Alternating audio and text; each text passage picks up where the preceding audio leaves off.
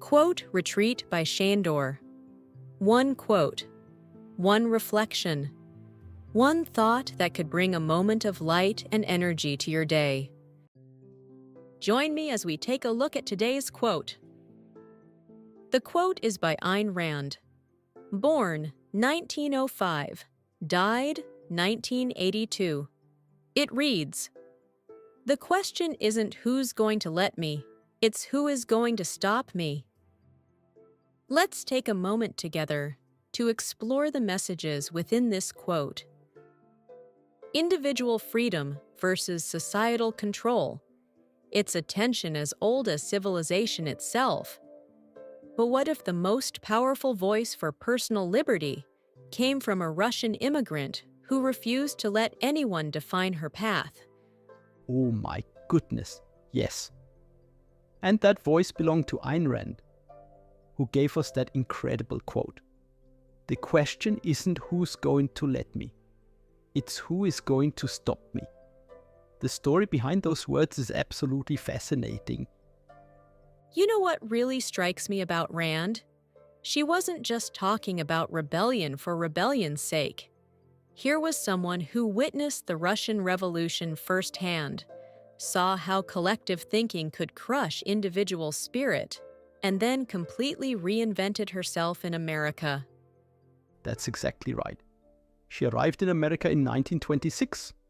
And get this, she changed her name from Alisa Zinovyevna Rosenbaum to Ayn Rand, almost like a declaration of her new identity. Well, that transformation really shaped her whole philosophy, didn't it? I mean, objectivism wasn't just some academic exercise. It came from seeing how quickly individual rights could be stripped away in her homeland.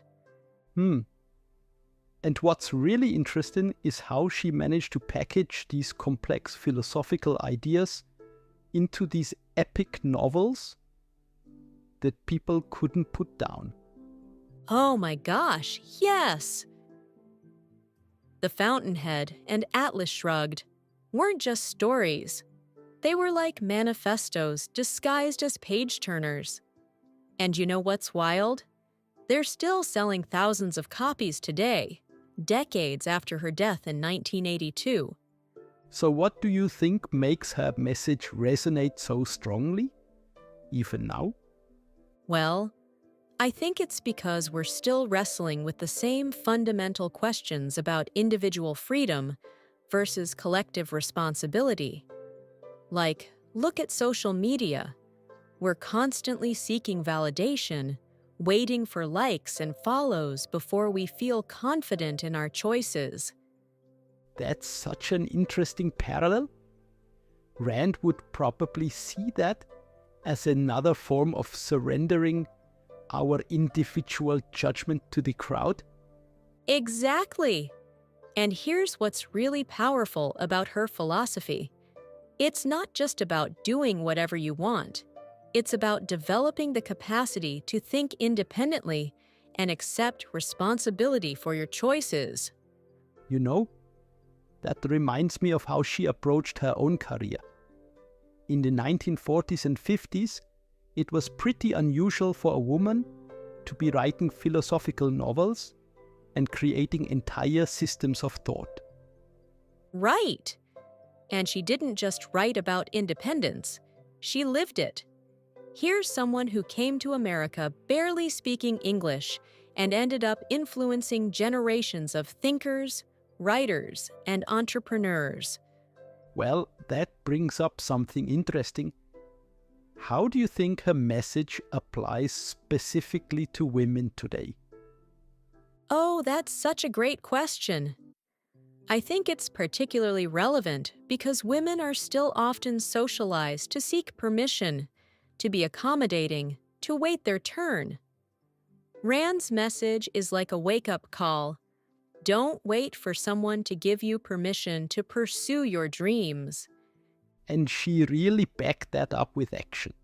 She was running philosophical seminars and influencing economic policy at a time when women were expected to stay in the background. You know what I find fascinating? the way her ideas have influenced so many different fields. Like, you can see her impact in everything from Silicon Valley entrepreneurship to personal development philosophy. That's right. Her emphasis on individual achievement and innovation has really shaped how we think about success and personal growth. And here's what makes her message so powerful for today. It's about developing that inner confidence to chart your own course, not in a reckless way, but in a thoughtful, reasoned way that comes from really knowing your own mind. Well, that's quite different from how some people misinterpret her work as just being about selfishness or disregarding others. Exactly. It's about taking responsibility for your own life and choices, while recognizing that true independence requires careful thought and consideration. You know what? I think that's why her quote about not asking for permission has become so iconic. It's not just about defiance, it's about self-trust. And that's something we could all use a little more of these days, don't you think? Absolutely right.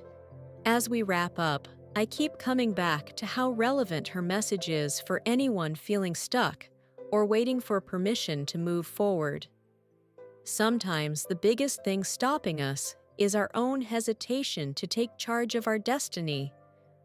Well, that's certainly something to think about next time we catch ourselves waiting for someone else's approval before taking action. Indeed. And maybe that's Rand's most powerful legacy, reminding us that the permission we're waiting for often needs to come from ourselves. With that, we conclude this exciting episode. If you enjoyed this episode, I'd appreciate a like and a comment. Don't forget to subscribe. Thank you. Your support truly helps this channel grow. See you again tomorrow. Yours, Sandor.